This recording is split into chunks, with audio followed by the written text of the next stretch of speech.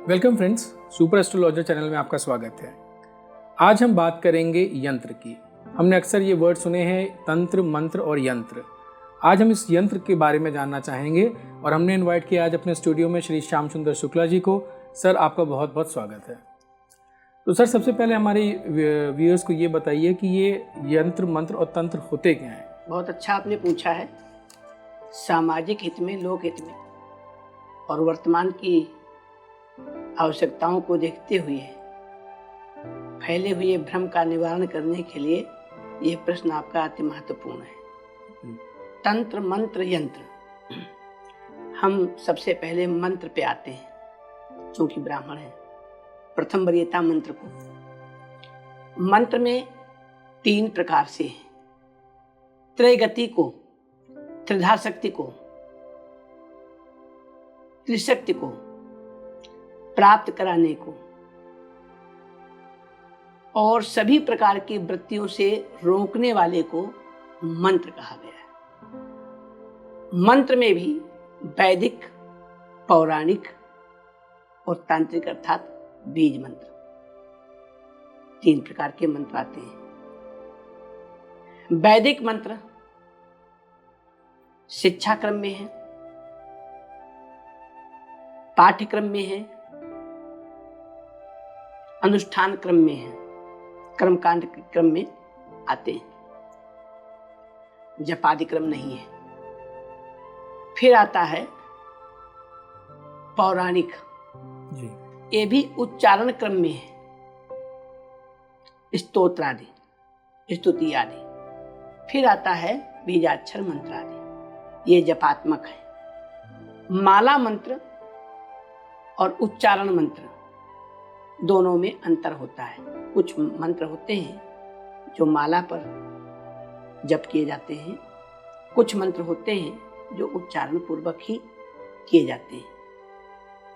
ये मंत्र का है। मंत्र जो बीजात्मक जितने भी मंत्र हैं, ये सब साधना में, महाविद्याओं की साधना के अंतर्गत, महानामनी विद्याओं के अंतर्गत जितने भी मंत्र हैं, ये सब गुरुगम्य है। योग साधक शिष्य को योग गुरु इसकी दीक्षा देते हैं और अपने नियंत्रण में, अपने प्रत्यक्षीकरण में साधक शिष्य को जो है गुरु लोग मंत्रों की साधना कराते हैं। मंत्रों से जो ऊर्जा प्राप्त होती है वही हमारे शरीर में प्रवाहित होती है, जिससे कि हम भिन्न भिन्न कार्य लेते हैं। समाज में, लोक में भिन्न भिन्न प्रकार का उद्धार होता है हमारा मंत्रों से।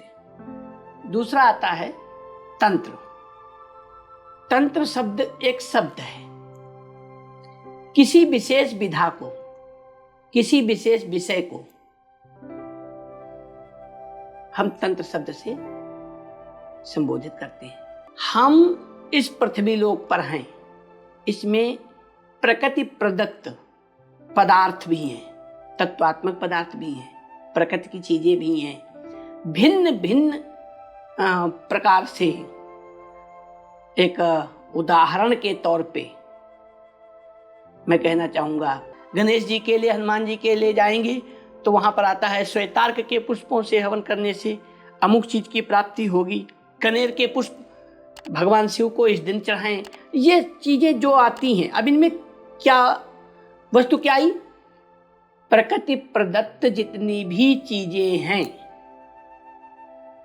फूल है, वनस्पति है, बीज हैं, समिधाएं यानी लकड़ियां हैं, पत्तियां हैं, फल हैं, ये जितने भी इस प्रकार की चीजें हैं, इनके प्रयोग को हम क्या कहते हैं? तंत्र। वर्तमान में आप भी देखने में आता होगा, विभिन्न प्रचार माध्यमों से आप देखते रहते हो कि भिन्न भिन्न प्रकार के, भिन्न भिन्न कार्यों की पूर्ति के लिए उत्पादन स्तर पर यंत्रों का निर्माण हो रहा है और लोग लेते भी हैं श्रद्धा के साथ लाते हैं, आस्था के साथ लाते हैं।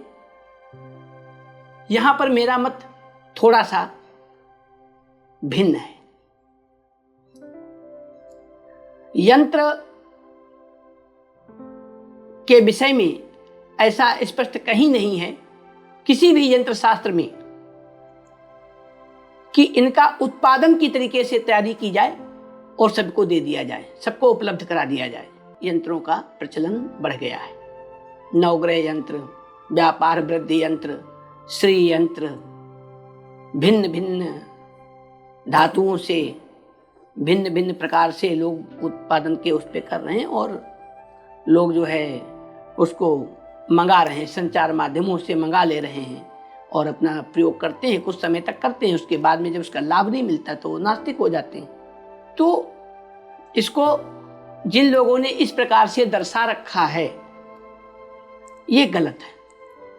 यंत्र का प्रकार है, यंत्र में किस देवता से संबंधित आपकी अपनी राशि क्या है, अपनी लग्न क्या है, आपकी अपने तत्व क्या हैं, आप किस तत्व के हो, आपकी लग्न राशि किस तत्व का है, अब जिस देवता का यंत्र प्राप्त कर रहे हो वो देवता किस तत्व का है, यदि परस्पर भिन्न या शत्रु में है तो आपको लाभ नहीं देगा।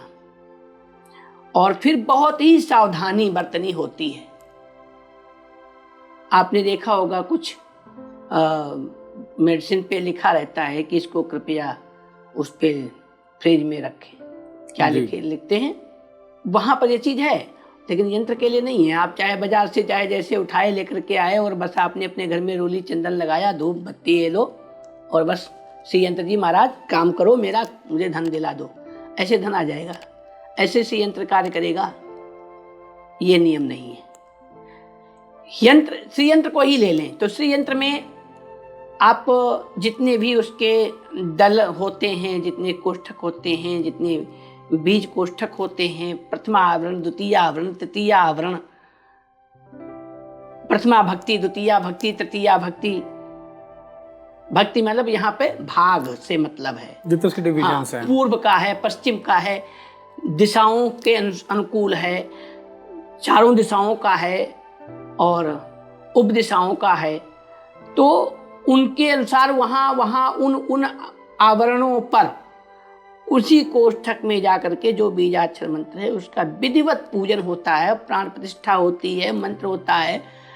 एक श्री यंत्र को सिद्ध करने में कम से कम जब महालक्ष्मी का आप 1.25 लाख की संख्या में जप करें, फिर उसका नित्य निरंतर पूजन हो, 31 दिन तक कम से कम पूजन हो, उसका षोडशोपचार पूजन हो, हर आवरण की उसकी पूजा हो, तब वो जाकर के श्री यंत्र कार्य करता है।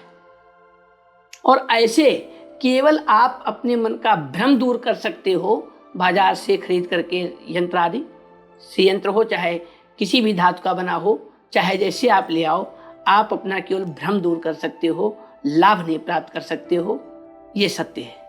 तो यंत्रों का प्रकार भी अलग अलग है, किस कामना परत्वेन भेद से, किस कामना से आप कौन सा यंत्र ले रहे हो। हम पंचदशी यंत्र बनाते हैं, भगवान शिव का पंचदशी यंत्र है जी।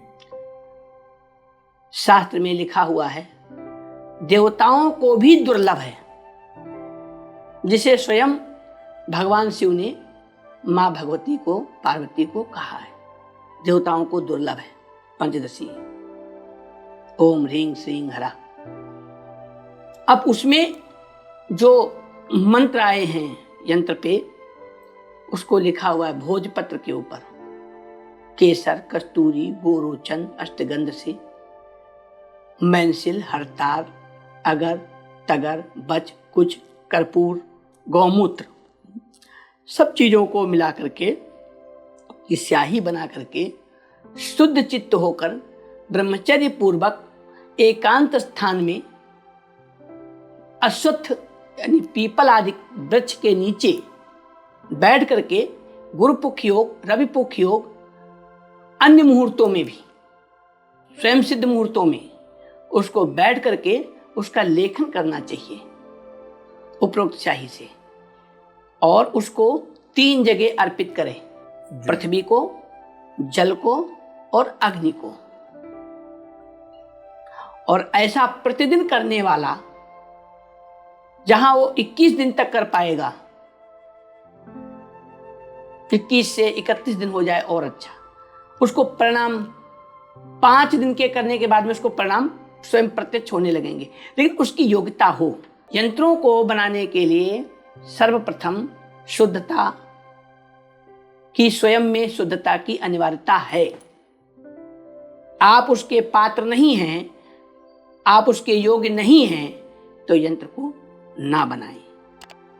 इस प्रकार से यंत्र जब बनाया जाता है, और अगर आप नहीं हैं तो आप कम से कम किसी ब्राह्मण को, आचार्य को, जो योग्य हो, जो अपने स्वयं नित्य कर्म करता हो, अपने पूजन पाठ को करता हो, संध्योपासन आदि करता हो, ब्रह्मचर्य हो, और ब्रह्मचर्य ना हो तो कम से कम सदगृहस्थ तो हो ही, तो ऐसे आध्यात्मिक हो, धार्मिक हो, ऐसे व्यक्ति, ऐसे ब्राह्मण से, ऐसे संत से, ऐसे महात्मा से आप यंत्र को बनवाएं जी। और जो जिस प्रकार का यंत्र है उसको अपने सम्मुख, अपने घर पे, अपने स्थान पे, उचित स्थान पे बनाएं, तो यंत्र कार्य करता है। और ये एक ऐसा यंत्र, जैसा मैंने कहा है पंचदशी यंत्र, ये सभी प्रकार के, जब देवताओं को भी दुर्लभ है, तो ये सभी प्रकार के कार्यों की सिद्धि इसी एक मंत्र के अंतर्गत है। यंत्र ये जैसे पंचदशी यंत्र है, ऐसे व्यापार वृद्धि कारक यंत्र है, भाग्योन्नति कारक यंत्र है, विद्या यंत्र है, पति पत्नी में अनबन हो गई, चलो भाई उसके लिए भी है। तो भिन्न प्रकार के यंत्र हैं, भिन्न भिन्न वस्तुओं से हैं, भिन्न भिन्न प्रकृति प्रदत्त वस्तुओं से निर्मित किए जाते हैं। और उनके यंत्र, जो बीज मंत्र हैं उनके, उनको संख्याओं में दर्शाया गया है वहां पर जी। किसी यंत्र में, जैसे हमने पंचदशी कहा था, तो वहां पर ऊपर में 6, 1, 8, 7, 5, 2, 7, 5, 3, 2, 9, 4, इस प्रकार से यंत्र लिखा जाता है। तो वहां पर इन अंकों का अर्थ है। अगर 6 लिखा है तो 6 अक्षरों का, षडाक्षर का बीज मंत्र वहां पे इंगित है शिव जी का, शिव शक्ति का। फिर उसके बाद में 1 अक्षर का इंगित है, लेकिन सच ये है कि वो वहां पर बीज ही अक्षर है, जो प्रत्यक्षीकरण नहीं, अप्रत्यक्ष रूप से वो कार्य करते हैं। यंत्र जैसे सावर मंत्र होते हैं, तो सावर मंत्र नाम ही सावर है, भगवान शिव ने उनको रचित किया है। ये उनके लिए है कि जो थोड़ा पढ़े लिखे नहीं है, शिक्षित नहीं है, और भगवान की भक्ति करना चाहते हैं, कुछ ऐसा पाना चाहते हैं, उनके भी मन में है कि हम लोग कल्याण करें। तो साबर मंत्रों को, किसी भी एक साबर मंत्र को सिद्ध कर लिया, देवता के आगे नतमस्तक हो गए, और वो मंत्र स्वयं में सिद्ध है। उसको कोई बहुत बड़ा करना या जपना, उसके लिए अनुष्ठान कराने की आवश्यकता नहीं होती, स्वयं में सिद्ध होता। यंत्र भी उसी प्रकार का, उसी का प्रारूप है। बहुत बार ऐसा होता है कि हमारे पास में समय नहीं होता कि हम इतना कुछ कर सकें। हम चाहते हैं हम कुबेर का रोज पूजन करें, लेकिन समय नहीं है। कुबेर का स्तुति हम पढ़ें, समय नहीं है। हमें पढ़ना भी नहीं आता और समय भी नहीं है, या हम भूल गए किसी दिन। ऐसी स्थिति में हम कुबेर का क्या करते हैं, यंत्र रख लेते हैं। उसको हमने धूप, लेकिन कुबेर यंत्र जिस प्रकार से, जिस धातु पर अथवा भोजपत्र पर जिन वस्तुओं से आदेशित है कि इसको बनाया जाए, लिखा जाए, उसी प्रकार से करके उसको रख दें। उसको धूप दीप, पंचोपचार पूजन, धूप दीप नैवेद्य आदि उसको करके रोज निकलें, तो उतना ही फल प्राप्ति है जितना कि आप दैनिक पूजन से